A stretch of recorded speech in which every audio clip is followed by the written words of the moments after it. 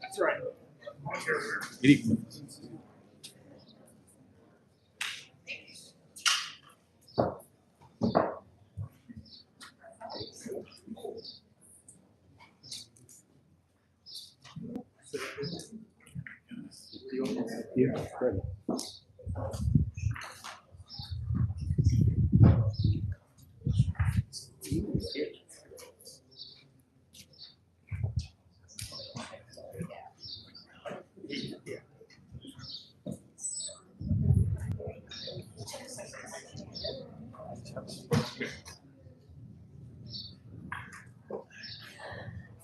Well, good afternoon and welcome.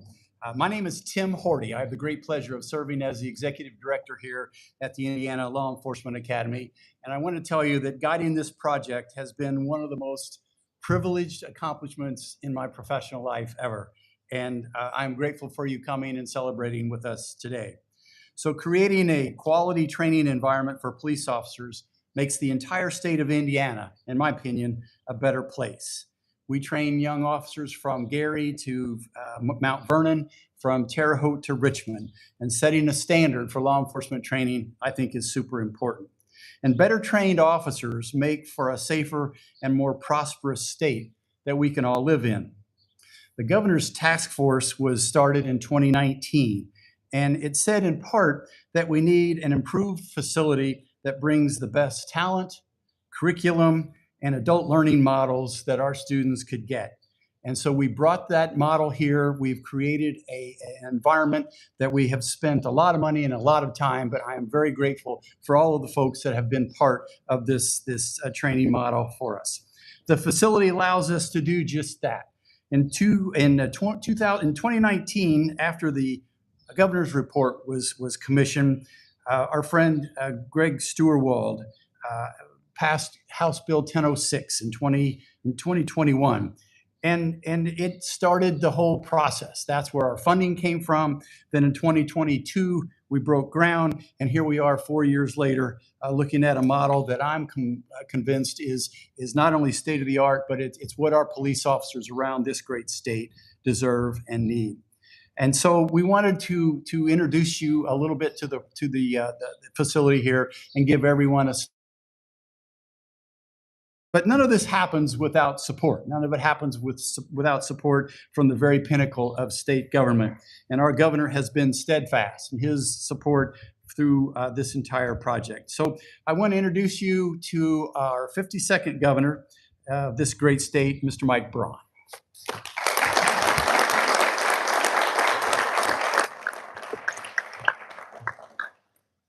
It's always nice to come to events when you know from the prior administration this had to start. This is a long-term project. The leaders, both in the governor's office, state police, when you finally consummate something like this, I can see why I just spoke to 60 recruits, and into the second week, 58 are still there. And I asked the question earlier, what has the recent class size been?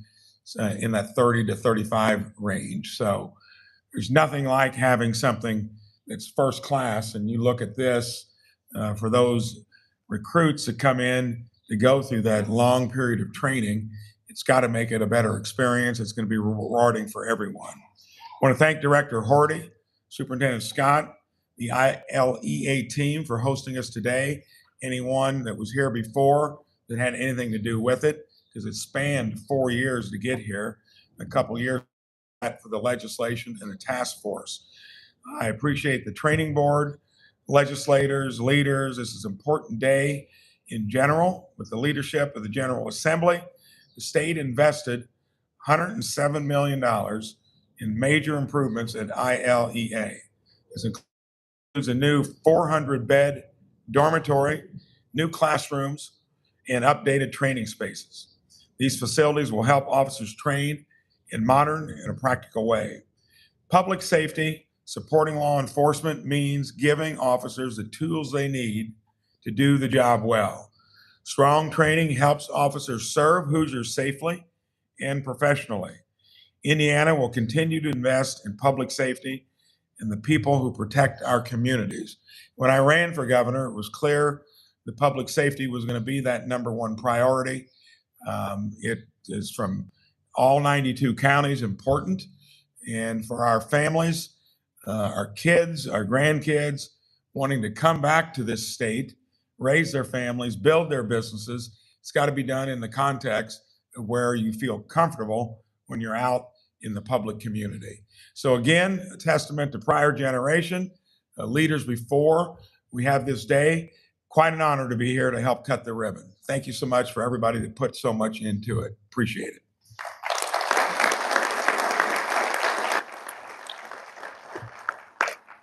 Thank you, Governor. It's a pleasure to have you here, and your support is important to us. Since you were 2 years old, you're taught to say please and thank you. And thank yous in situations like this can be dangerous, but it's important to me that we recognize the folks that did have a great deal of help and support in making this all just as possible. As the governor said, we spent $107 million making this happen. And so I'm grateful for all of our members of the General Assembly for their support, their steadfast help with all of it. It's important to us that you are here sharing with us. Senator Mishler, I don't think you're here, but I assure you that we spent every nickel like it was our own. And so we may come back later, but I want you to know that there was not a dime spent here that wasn't frugally looked at and making sure that as taxpayers, we were good stewards of the $107 million. To our friends at the Department of Administration, this building belongs to them. It belongs to all of us as Hoosiers, but the Department of Administration actually owns our building. To our friends at Budget, without the budget, we wouldn't be here. They have worked tirelessly with us, and I'm grateful for their support. Our friends from CSO Design help us put this thing to a vision. And Tim Jeffers, our friends from CSO, I have to tell you, I can't read a blueprint. Still can't read a blueprint. And when they showed us all this stuff, I said, oh, you got to show us a picture. So they were great with helping us look at the picture.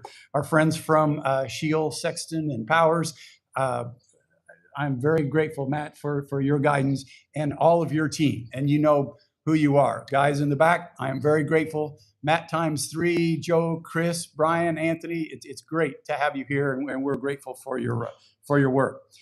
Former Superintendent Doug Carter is here. Doug Carter was very helpful as my boss at the time, and I'm very grateful for his work in helping us push this thing forward and had the horsepower to help us when we needed a little more money here and there. I want to thank our staff because we had to work around all of this. And frankly, it'd have been a whole lot easier to start from scratch, but we couldn't. So we couldn't knock down the old dorms till the new dorm was built. We couldn't knock down the old classrooms till the new classrooms were built. So our staff, you dealt with jackhammers and dirt and dust and birds and who knows what else. And I am grateful for your work and thankful as well for our students. They had to walk around the far side of the building in the mud and the blood and the beer and the cold. It was awful for them, but they didn't know any better. So we're here. And by September 2nd, we will have put every last finishing touch on this. So I'm grateful and good for them to be patient with us. The state that values and invests in its law enforcement community reaps the benefits through a safer place to live, work, go to school, and play. And on behalf of the state's 18,000 part-time, full-time, and reserve police officers, I want you to know that I am grateful. I am proud to be part of this. I'm proud to be a part of the team that put this all together. There's not one person that is responsible for this whole thing. There are hundreds and thousands of us. So again, I am very grateful for this opportunity. At the end, some of our staff that are dressed in blue and gold shirts can take you around, give you a little tour. We can show you the classrooms, the scenario, the defensive tactics room, the dormitory, and give you an idea where our students live and learn to be police officers and where they stay. So, Governor, if you don't mind, let's cut the ribbon. What do you say? So all of us that are up front, please come forward.